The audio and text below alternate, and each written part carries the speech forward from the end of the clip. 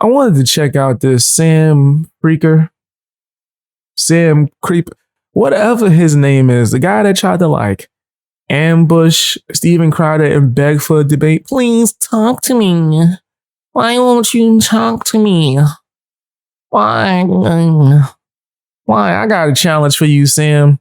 Why don't you debate me about how you a beta male? Let's have a full-on beta male debate. What's up? I challenge you. If you don't pull up in the next 24 hours, you are soft. We already know what's going on. Let's just call him soft because that's the inevitable. It's right. It is what it is. Right. This dude always got something to cry about. He sits there with his co-host who looks like the little sister from Boy Meets World. You gonna see it when I stop playing the clip. You gonna peep. You gonna peep. And then now he's crying about Tim Pool for some weird reason. Whatever. I ain't acting like Tim Pool is perfect. I'm also not even defending Tim Pool. Right. I want to go in here and listen to this in an unbiased fashion for a little small time period to see if he has anything worth value of hearing. If not, I'm 86 in it, and I'm going to give you guys my opinion. He got a short time limit to entertain me. Remember my challenge, Sam Creeper. What is his real name? It's Sam's. It don't matter. It don't matter. It don't. It really don't. Let's check out the freaker. Whatever the hell his name is. Whatever the hell. Oh, because PBD broke the blacklist. Yeah. Oh, that's it. That's why Ben Shapiro all of a sudden notices Emma. They're upset because Patrick Bet David had me on his show. And that's why Rogan wouldn't say my name, but he was so annoyed at the fact that it would call for higher taxation over $3 billion a year. Man of the people, the working class guy.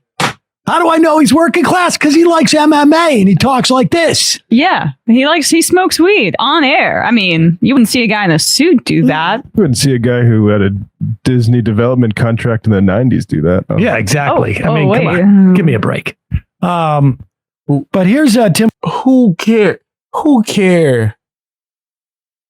When was the 90s? Like over 30 years ago? Fam, he had a Disney development contract 30 years ago. What? Who cares? I didn't even mean to make this like a Joe Rogan video, but whoa, where did that come from? Yo, this dude wants clout bad, bro. Like they want clout bad. Anyone who's a bigger creator that happens to have a different opinion than that, yo, why won't you talk to me? Say my name. Say my name.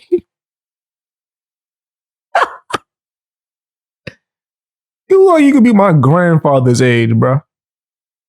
I'm gonna need you to man up a little bit. I even need to stop it that fast. He come in that quick. Well, fam, like, what's up with this guy? Say my name.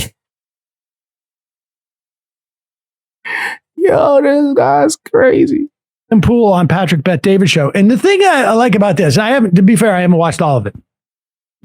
Wow. But Tim is so mad about how bad his song was. And he claimed that you guys messed with it, I guess, which we've already addressed. No. We've actually talked to audio engineers about this. Well, my sister's friend is, I guess, listens. You know, I haven't spoken to him since my sister was like friends with him when she was in 9th grade, but he's an audio engineer now. And he sent me an email like, hey, I could go through this like more extensively, but that's not what you guys did. No, what we did is it went through the QU16 board and OBS, and like basically there's equalizers in those. So you know how like on your phone, if you do the bass heavy one or we have like a treble roll off to stop like high pitched frequency hits. Here, I have this email here. It was a bit difficult to explain writing, but the basic idea is that even if you were to use a quote audio filter, EQ, aka an equalizer, to sabotage the song, it would either have to be destroyed by someone with a lot of experience or be very evident that the song was changed drastically. And even still, that is very difficult. Tim is likely referring to the fidelity fidelity, which is affected naturally by streaming. But even still, it's hilarious to suggest the song was sabotaged on purpose. But he seems Well, I don't know who wrote that to you guys. Actually, I have years of experience as an audio engineer as well as a music producer. If you're equalizing it depends on what you're adding to it. I could equalize something and make it sound extremely different, which is why most people can't tell what song I sampled when I do sample something. Right. So yeah, nah, I'm not rolling with that. I would have to hear the clip that they're actually referencing to be clear of like what's the difference. Like if I can listen to his version of the song, right, the original version, and then hear what they did to it, I can definitely tell if they were trying to distort and make the song sound bad and equalize it. But either way, they're sitting here admitting that they did add some kind of effect to it, which means you were trying to do something to it, unless you were limiting the track. Like that is different, right? Like, so even like right now, probably if you was to see this version of the joint that you're watching, if it's clipped, right, and edited, it probably has, if it has an EQ, it's probably for my voice and not for the audio or the playback that we're checking out. But it's for my voice for me to raise my highs, and my voice is kind of low. So sometimes you guys won't be able to hear me if I just have no effect on my voice.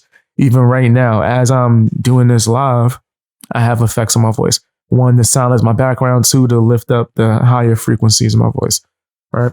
So I have that, and then I would have a limiter so it doesn't peak. I'm kind of sick of watching videos, and then the music segment will come up, and then the music is loud as hell, and then the voice is low as hell when it goes back to the vocals.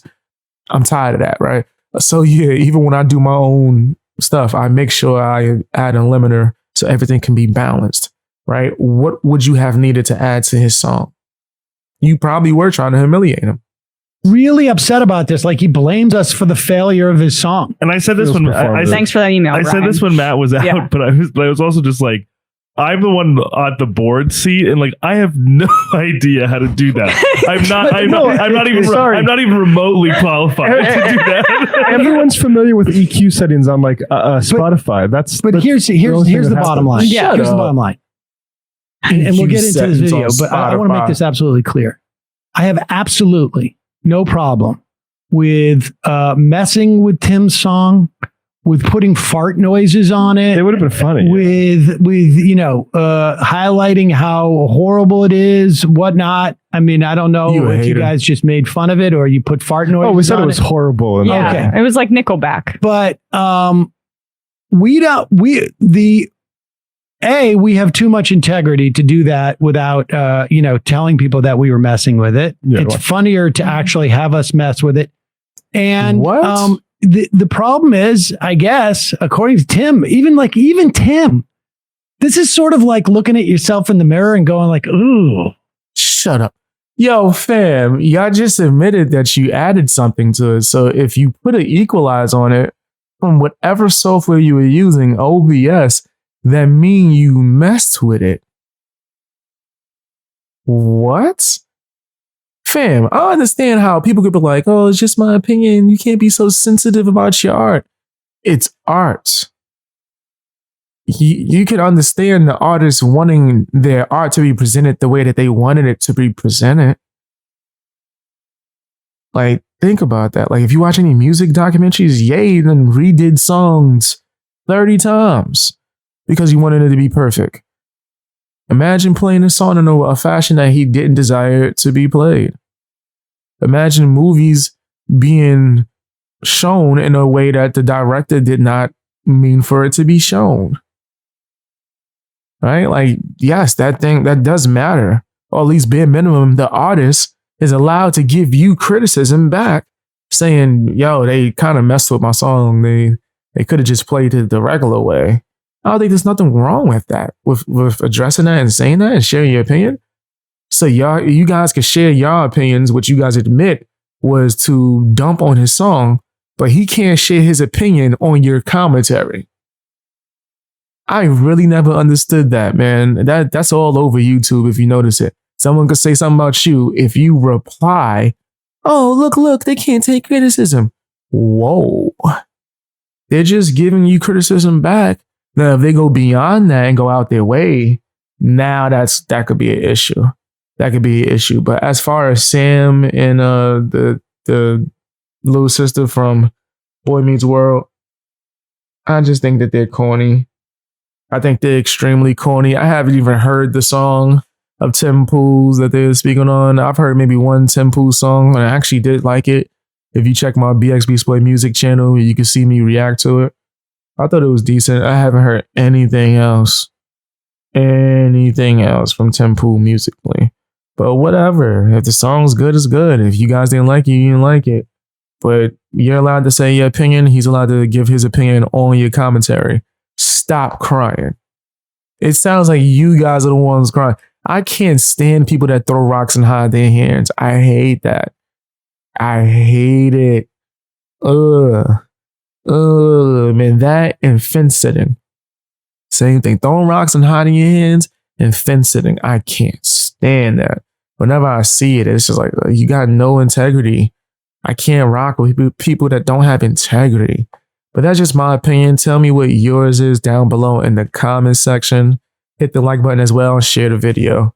This guy's a loser. I know I made a lot of changes recently, and it's because I'm trying to make sure I'm good out here in these streets. So this is probably the last big one, but guys, I have a new channel. It's for my live streams and my podcast, Real Talk with BXB Boy. You can find that link. That is a train going on in the background. I'm not editing it out. You can find that the link somewhere on my channel. If you go to my homepage, I'll probably have it in the pinned comments too as well. If not, in the description. But go and check that out. That's where you can catch topics not only early and way before they come out on my main channel, but you actually get to hang out with me and just have conversations, maybe even ask me for advice or just ask me whatever questions you want to have, or ask. So go and check that channel out, subscribe to that. Make sure you check out my previous episodes of my podcast. I appreciate the heck out of y'all, man. Also, don't forget to check me out on Patreon. Helps me keep going. You never know, man. I might get canceled. You might come on here. I might be gone tomorrow. Never know. Check me out on Patreon and find exclusive content. You also get early access to a bunch of stuff as well. Check that out.